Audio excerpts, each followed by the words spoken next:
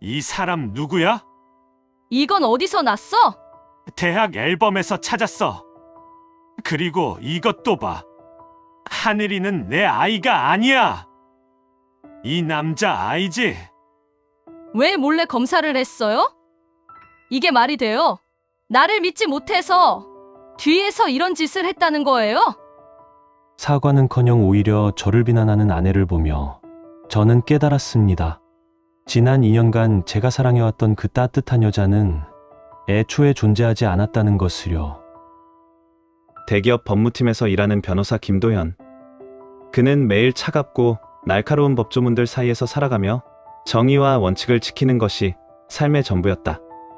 퇴근 후에도 판례를 읽고 주말에도 사무실에 나가는 것이 일상이었던 그에게 어느 날 친구가 소개팅을 제안했다. 너도 이제 결혼할 나이 아니냐? 그러니까 소개팅이라도 해봐 좀. 그날 카페에서 처음 이서진을 만났을 때 솔직히 큰 기대는 없었어요. 아동복 디자이너라는 그녀의 직업도 차분하고 소박한 외모도 제게는 평범해 보였거든요. 하지만 대화를 나누면서 뭔가 다르다는 걸 느꼈습니다. 그녀는 제가 아는 딱딱한 법률 이야기도 진심으로 들어주었고 정의를 위해 일하는 분이시군요 라며 존경스럽다는 표현까지 했어요. 저는 평소에 감정 표현이 서툴렀는데 그녀 앞에서는 자연스럽게 웃음이 나왔습니다. 그녀가 디자인한 아동복 이야기를 할 때 눈빛이 반짝이는 모습을 보며 이 사람은 진짜 아이들을 사랑하는구나라는 생각이 들었어요. 법정에서는 누구보다 차갑고 냉철해야 하는 제가 그날만큼은 마음이 따뜻해지는 걸 느꼈습니다. 헤어지면서 다음에 또 만날 수 있을까요?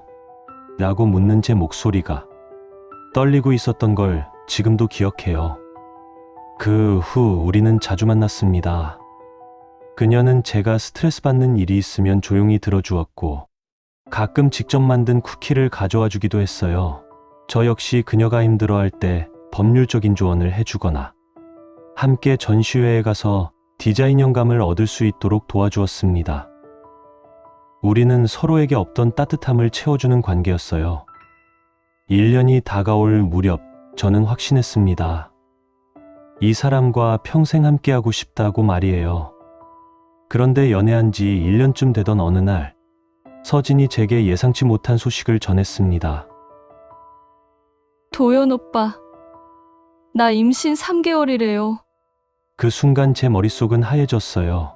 하지만 동시에 가슴속 깊은 곳에서 뜨거운 감정이 올라왔습니다. 책임감이었을까요? 아니면 기쁨이었을까요? 아마 둘 다였을 거예요. 저는 망설임 없이 결정했습니다. 서진아, 우리 결혼하자. 프러포즈라고 하기엔 너무 급작스러웠지만 제 마음은 진심이었어요. 그녀가 눈물을 흘리며 미안해요 오빠 라고 말할 때 저는 그녀의 손을 꼭 잡고 말했습니다. 미안할 것 없어. 우리 아이잖아. 결혼 준비는 빠르게 진행됐습니다. 성대한 결혼식보다는 안정적인 보금자리를 마련하는 것이 우선이라고 생각해서 혼인신고부터 먼저 했어요. 신혼집을 구하고 아이 용품들을 하나씩 준비하면서 제 인생에 완전히 새로운 장이 열리는 걸 느꼈습니다. 하늘이가 태어나던 날, 저는 분만실 앞에서 몇 시간을 기다렸습니다. 아빠 됐어요 라는 간호사의 말을 듣는 순간 제 인생이 완전히 바뀌었어요. 작고 빨간 얼굴의 아기를 처음 안았을 때의 그 떨림, 지금도 생생해요. 내 아이다. 내가 이 아이를 평생 지켜줘야 한다. 그런 사명감이 온몸에 퍼졌습니다. 그때부터 저는 좋은 아빠가 되기 위해 모든 걸 바꿨어요. 야근을 줄이고 주말에는 가족과 시간을 보내려고 노력했습니다. 하늘이가 울 때마다 달려가서 기저귀를 갈아주고 밤중에 수유할 때도 서진을 도왔어요. 변호사로서의 성공보다 가정에서의 행복이 더 소중하다고 생각했거든요. 그런데 행복은 생각보다 오래가지 못했습니다. 하늘이가 돌을 넘기면서부터였을까요? 주변 사람들이 하나둘씩 이상한 말들을 하기 시작했어요. 하늘이가 아빠 닮은 게 하나도 없네. 보통 아들은 아빠를 닮는다는데. 처음에는 웃어넘겼습니다. 아직 어려서 그런가 보다. 크면 닮을 거야 라고 생각하면서 말이에요. 하지만 시간이 갈수록 그 말들이 제 마음에 박혔습니다. 거울 앞에서 하늘이와 제 얼굴을 비교해보곤 했어요. 눈매, 코, 입술, 정말 하나도 닮은 구석이 없었습니다. 서진이는 닮았는데 나랑은 왜 전혀 안 닮았을까? 그런 생각들이 머릿속을 맴돌기 시작했어요. 변호사라는 직업이 문제였을까요? 저는 남들보다 관찰력이 예민하고 작은 증거라도 놓치지 않으려고 하거든요. 하늘이의 표정, 행동, 심지어 울음소리까지도 유심히 관찰하게 됐습니다.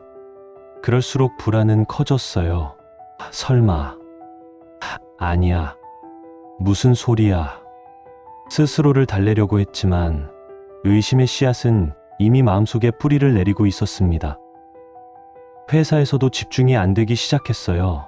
중요한 계약서를 검토하다가도 하늘이의 얼굴이 떠오르고 법정에서 변론하면서도 내 아이가 맞나? 라는 생각이 스쳤습니다. 동료들이 요즘 집중력이 떨어진 것 같은데 괜찮아? 라고 물어볼 정도였어요. 가장 힘들었던 건 서진을 의심하게 된 제 자신이었습니다. 그녀가 하늘이를 보며 미소 짓는 모습을 보면서도 혹시 숨기는 게 있는 건 아닐까? 라는 생각이 들었어요. 결혼 전 그녀의 과거에 대해 자세히 알아본 적이 없다는 것도 새삼 깨달았습니다. 사랑한다면 과거는 중요하지 않다고 생각했는데 지금은 그 모든 것이 의심스러웠어요. 그리고 운명처럼 어느 토요일 오후 그 순간이 찾아왔습니다. 서진과 하늘이가 외출한 사이 집안 정리를 하고 있었어요. 옷장 위쪽 선반에서 먼지 쌓인 상자 하나를 발견했습니다. 서진의 대학 시절 앨범들이 들어있었어요. 평소라면 그냥 덮어두었겠지만 그때는 왠지 궁금했습니다. 앨범을 넘겨보면서 젊은 시절 서진의 모습을 보니 잠시나마 마음이 따뜻해졌어요. 역시 예쁘네. 그때나 지금이나. 하지만 한 페이지를 넘기는 순간 저는 완전히 얼어붙었습니다. 서진과 함께 찍은 사진 속에 낯선 남자가 있었거든요. 그 순간 제 심장이 멎는 것 같았어요. 사진 속 남자의 얼굴은 하늘이와 너무나 닮아 있었습니다. 눈매부터 코, 입술까지 마치 하늘이가 자란 모습을 미리 보는 것 같았어요. 손이 떨려서 사진을 제대로 들 수도 없었습니다. 이게 뭐지? 우연의 일치인가? 하지만 변호사로서 수많은 사건을 다뤄온 제가 봐도 이건 단순한 우연이 아니었어요. 사진 뒷면을 보니 서진이와 민석이 2019년 봄이라고 적혀 있었습니다. 2019년. 저와 서진이 만나기 불과 2년 전이었어요. 그날 밤 저는 잠을 한숨도 잘 수 없었습니다. 서진이 옆에서 평온하게 잠들어 있는 모습을 보며 이 사람이 나를 속인 건가? 라는 생각이 계속 들었어요. 하늘이가 새벽에 울어서 달래주면서도 제 마음속은 온통 그 사진 때문에 어수선했습니다. 다음 날부터 저는 사진을 계속 들여다봤어요. 혹시 제가 잘못 본 건 아닐까 싶어서요. 하지만 볼 때마다 확신만 커졌습니다. 하늘이와 그 남자는 분명히 닮아 있었어요. 아니, 닮았다는 표현보다는 빼닮았다는 게 맞을 것 같았습니다. 더 이상 견딜 수 없었습니다. 의심만으로는 안 되겠다고 생각했어요. 변호사로서 저는 항상 확실한 증거를 바탕으로 판단해왔거든요. 그래서 결심했습니다. DNA 친자검사를 받겠다고 병원에 문의하니 생각보다 간단했어요. 하늘이의 머리카락 몇 가닥과 제 타액만 있으면 된다고 했습니다.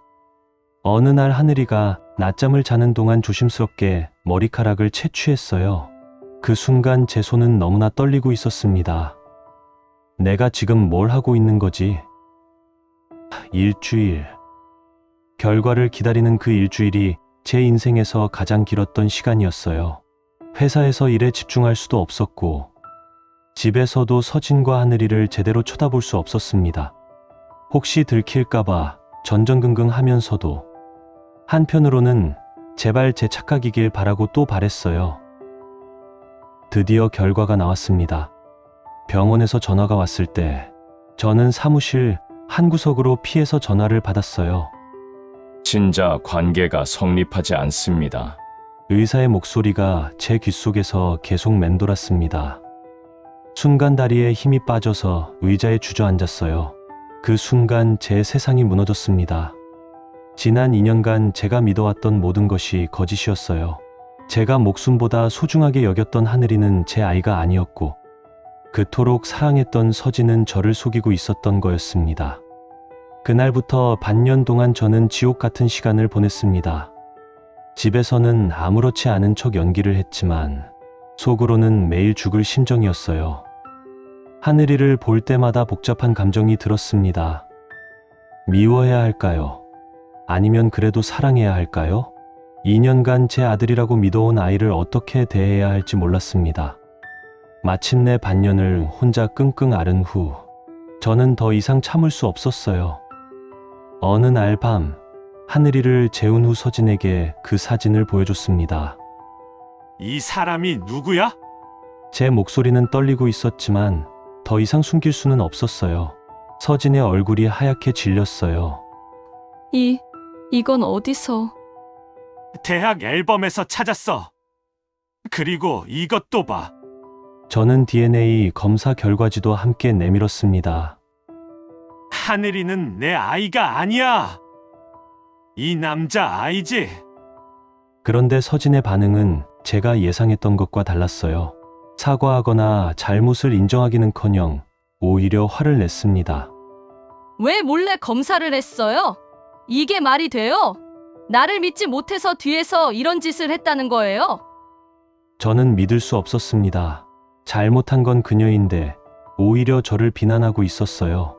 몰래 검사한 게 문제가 아니라 결과가 문제잖아.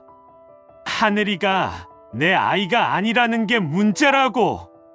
목소리를 높이고 싶지 않았지만 억울함의 소리가 커졌습니다. 그럼 어쩌라는 거예요? 이미 지나간 일인데. 서진의 대답에 저는 완전히 말을 잃었어요. 지나간 일? 나를 2년 넘게 속인 게 그냥 지나간 일이라고? 미안하다는 말도 없어? 적어도 사과라도 해야 하는 거 아니야? 미안해요.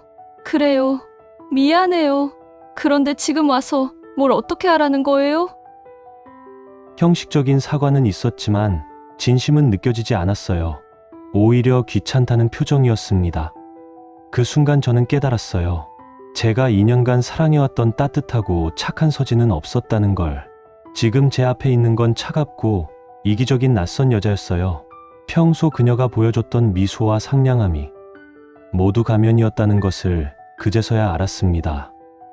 하지만 여기서 끝이 아니었습니다. 저는 직접 그 남자가 누구인지 알아보기로 했어요. 변호사로서 사람을 찾는 일은 어렵지 않았거든요. 사진 뒷면에 적힌 민석이라는 이름과 서진의 대학교 정보만으로도 충분했습니다. 며칠간의 조사 끝에 그 남자의 정체를 알아냈어요. 박민석, 36세. 현재 서울 강남에서 소아과 의원을 운영하는 유명한 의사였습니다. 그의 병원 홈페이지를 보니 아이들의 건강한 미래를 위해라는 슬로건이 있더군요. 아이러니했어요. 자신의 아이도 제대로 책임지지 않는 사람이 말이에요. 더 충격적인 사실을 발견한 건 그 다음이었어요. 하늘이의 의료 기록을 확인해 보니 출생 신고서와 예방접종 기록에 이상한 점이 있었습니다. 소아과 진료 기록 중 일부가 박민석 병원에서 이루어졌다는 거예요. 그리고 그 기록들 사이에 숨겨진 메모가 있었습니다. 의료진만 볼 수 있는 내부 기록에 친부 박민석이라고 적혀 있었어요. 이게 무슨 의미인지 아시겠어요? 서진은 출산 전부터, 아니 임신했을 때부터 모든 걸 알고 있었다는 뜻이에요. 하늘이가 누구 아이인지 처음부터 알면서도 저를 속였던 거였습니다. 더 조사해보니 박민석은 결혼한 남자였어요. 아내와 자녀가 있는 기혼자였습니다. 그래서 서진이 저를 선택했던 걸까요? 진짜 아버지는 이미 가정이 있으니까 저를 대타로 삼았던 걸까요? 그 생각을 하니 온몸에 힘이 빠졌어요. 제가 지난 2년간 아버지 노릇을 하는 동안 진짜 아버지는 의사로서 성공가도를 달리고 있었어요. 혹시 그들이 지금도 연락하고 있는 건 아닐까 하는 의심도 들었습니다. 서진이 가끔 하늘이 검진 때문에 병원에 가야 해라고 했던 게 혹시 핑계였을까요? 모든 퍼즐이 맞춰지면서 저는 완전히 배신감에 휩싸였어요. 저는 단순히 속은 게 아니라 치밀하게 계획된 거짓말의 피해자였던 거예요. 이제 선택의 시간이 왔습니다. 더 이상 망설일 이유가 없었어요. 저는 변호사입니다.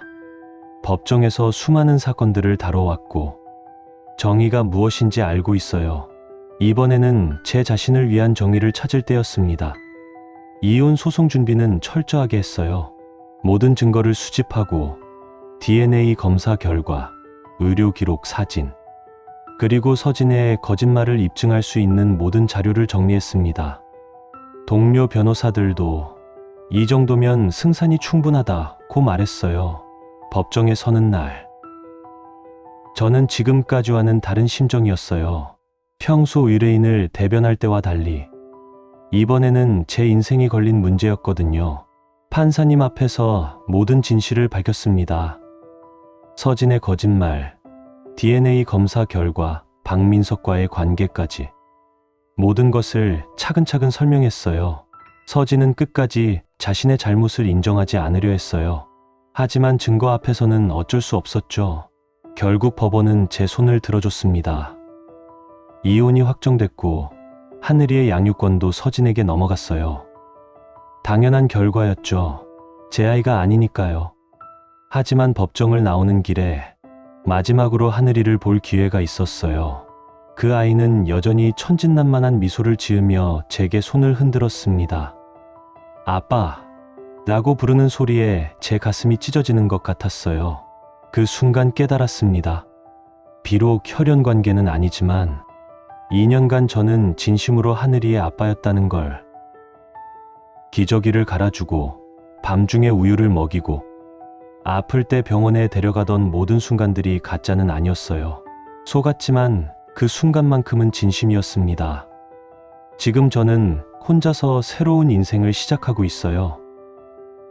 아직 상처는 아물지 않았지만 적어도 거짓말 속에서 살지는 않아도 되니까 다행이라고 생각해요. 언젠가는 진짜 사랑하는 사람을 만나서 진짜 제 아이와 함께 행복한 가정을 꾸릴 수 있을 거라고 믿고 있습니다. 그때는 절대 속지 않을 거예요. 한 번 속은 바보가 2번 속는 바보가 되지는 않을 테니까요. 오늘 이 영상이 마음에 드셨다면 좋아요와 구독 버튼 꾹꾹 눌러주시면 감사하겠습니다. 시청해 주셔서 감사합니다.